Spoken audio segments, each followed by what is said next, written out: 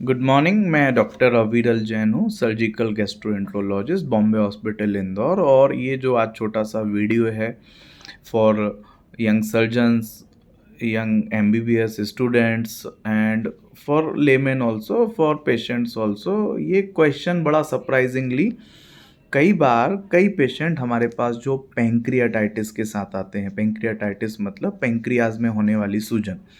India में मैं यदि इसके सबसे ज़्यादा होने वाले कारणों में से गिनूँ तो पहला कारण है शराब, अल्कोहल। हमने शराब पी और उससे हमारे पेंक्रियाज में सूजन आई और डैमेज हुआ।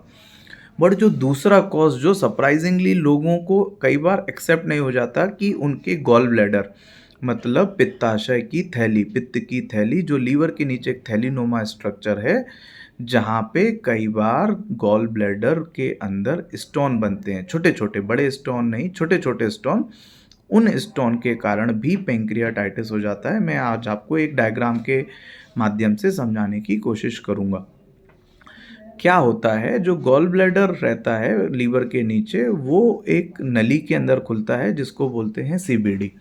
यदि मैं आपको एक डायग्राम के माध्यम से सोच करूँ तो ये बेसिकली, चूंकि मैं सेल्फ वीडियो ले रहा हूँ, ये उल्टा दिखेगा, बट ये लीवर के नीचे दिखने वाला सी हियर, ये लीवर के नीचे होने वाला एक स्ट्रक्चर है गॉल ब्लैडर, जो कि एक सिस्टिक डक्ट से एक सीबीडी नुमा नली में ज्वाइन करता है।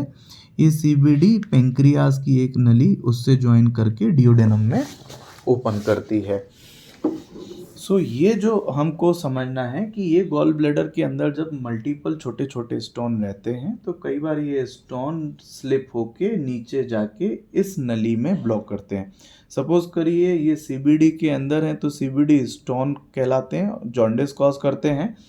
सरप्राइजिंगली कई बार ये, चूंकि सीबीडी और पेंक्रियास की डक्ट आपस में जुड़ती है, ये पत्थर यहाँ पे जाके फंसता है, ट्रांजिएंटली फंसता है, जिसके कारण ये पेंक्रियास की जो नली है उसको ब्लॉक करता है और पेंक्रियाटाइटिस नामक बीमारी को करता है। तो आप ये समझने की कोशिश करें कि गॉल ब्लैडर के स्टोन से भी पेंक्रियाटाइटिस हो सकता है। अब ये जो पेंक्रियाटाइटिस होता है इसको हम बोलते हैं बिलियरी पेंक्रियाटाइटिस। बिलियरी क्यों? बिकॉज जो कारण है इस बाइल बिलियरी स्टोन। अब कई केसेस में ये माइल्ड होता है, ये स्टोन आता है, इधर फंसता है, पेंक्रियाटाइटिस कॉज करता है और निकल जाता है। इस केस में हमको जो पेंक्रियास की सूजन है उसको हमको कम करना है दवाइयों से, एंटीबायोटिक से, आईवी फ्लूइड से।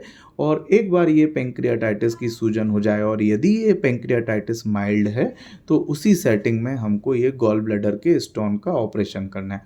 अब ये भी बड़ा कंसर्निंग रहता है कि डॉक्टर साहब सिर्फ गॉल ब्लैडर निकलना है कि स्टोन निकालना है, तो नहीं, पूरा गॉल ब्लैडर ही निकालना है ताकि हमको ये प्रॉब्लम फ्यूचर में ना हो।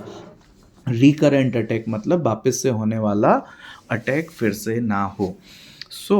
Gall bladder stone induce pancreatitis मतलब कल्प्रिट आपका गॉल ब्लैडर है, उसके अंदर का एक स्टोन जो कि निकला, सीबीडी नामक नली से गुजरा और जाके पेंक्रियाटिक डक्ट में फंसा, एम्पुला ऑफ वेटर में फंसा, ट्रांजिएंटली निकल गया, लेकिन उसने पेंक्रियाटाइटिस करा। कई बार ये स्टोन सीबीडी में फंसा रहता है तो जिसके लिए हमको ईआरसीपी की ज़रूरत भी पड़ती है। कई बार ये स्टोन के कारण कोलेंजाइटिस रहता है जिसके लिए भी हमको ईआरसीपी की ज़रूरत पड़ती है।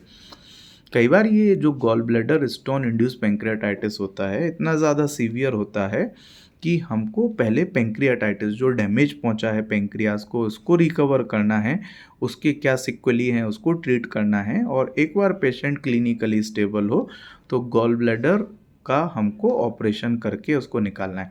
तो यदि मैं कंसेंसस और डाटा की बात करूं तो पेंक्रियाटाइटिस के दो सबसे मेन कारण शराब और gall bladder stone induce. Alcoholic pancreatitis, आप शराब छोड़ेंगे आपका पेंक्रियाटाइटिस ऑब्वियसली कम होगा।